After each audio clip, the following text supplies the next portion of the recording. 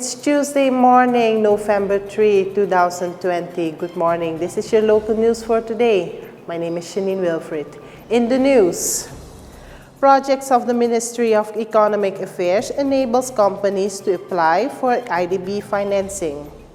Winti religion not yet fully accepted. International Day to End Impunity for Crimes Against Journalism commemorated. Government gets sufficient mark for policy pursuit.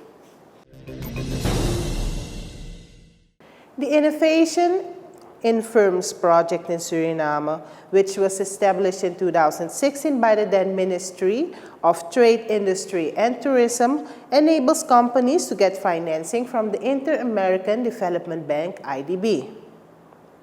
One of the conditions is that the companies must immediately start working on their business expansion.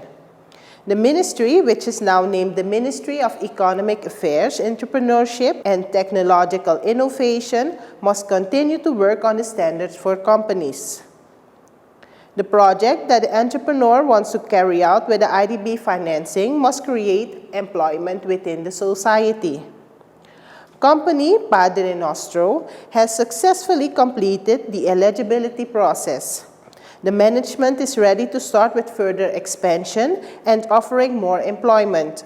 The COVID-19 pandemic has delayed implementation somewhat. The Winti religion has not yet been fully accepted by the Surinamese society. According to the followers, this is not only due to the government, the community itself must be open to it.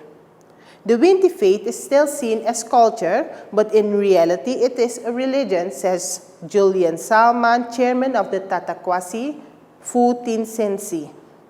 There have also been achievements for the Winti community, such as having marriage officials and the fact that the Okomfo Fukondre is recognized by the government. This is important that our children know what the norms and values are within the Winti Bribi or the Winti religion. However, the acceptance must come from the group itself. How do you want to accept a religion if the group itself does not accept it? Artistic director from Nax Warutu, Daryl Heldorup, believes that some persons still set the Winti faith in a negative light. Ramon Macnac of the Cunha Akata Kondre Winti Institute thinks that there should be more unity among all groups and organizations.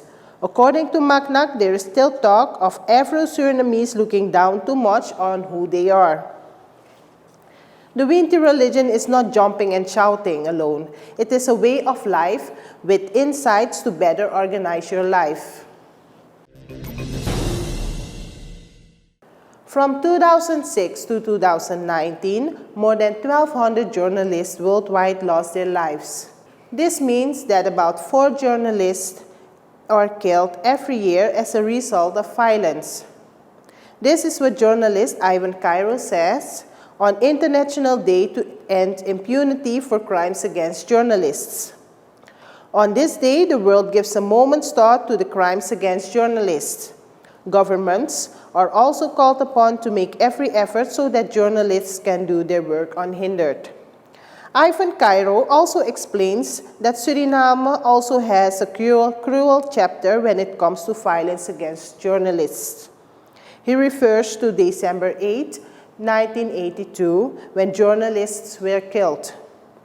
According to the International Federation of Journalists, from 1999 to the present, more than 2,700 journalists worldwide lost their lives. For this year, the counter is at 30 victims. Jason Pinas, who works as a journalist for the morning newspaper De Ware Tijd and the television station ATV, says reporters in Suriname can consider themselves lucky. The situation here is not as grim as abroad. The International Day to End Impunity for Crimes Against Journalists is declared in 2013 by the United Nations after the death of 2 French journalists in Mali. Only 1 in 10 crimes against journalists in the past decade has led to conviction according to the UN. Only 6% of the 593 murders of journalists between 2006 and 2013 have been solved. The Santoki Brunswick government gets a sufficient mark for the policy it has pursued the last 3 months. Henry Ori came to this conclusion after he, together with Hans Breyveld, acted as a moderator during the evaluation meeting last Saturday. During the evaluation in Mungo Tapu, Maroena, it appeared that the government is on the right track with a policy that is being pursued in the urgent phase of 9 months. According to the moderator, Hans Breyveld, the government needs to address and improve communication policy so that the community gets the right information about the successes that are achieved. With regard to the approach of COVID-19, the fight against poverty, and the financial crisis, progress has been made. With this evaluation round, the government has gained more insight into how to implement policy in the remaining 6 months of the emergency phase. President Chandrika Prasad Santoki, who was also satisfied with the past 3 months, cited further basic assumptions. In the field of poverty reduction, a specific policy will be made to absorb the shock of the financial situation. This was your local news for today. Thank you for watching. We'll see you again next time. Have a nice day and stay safe. Goodbye.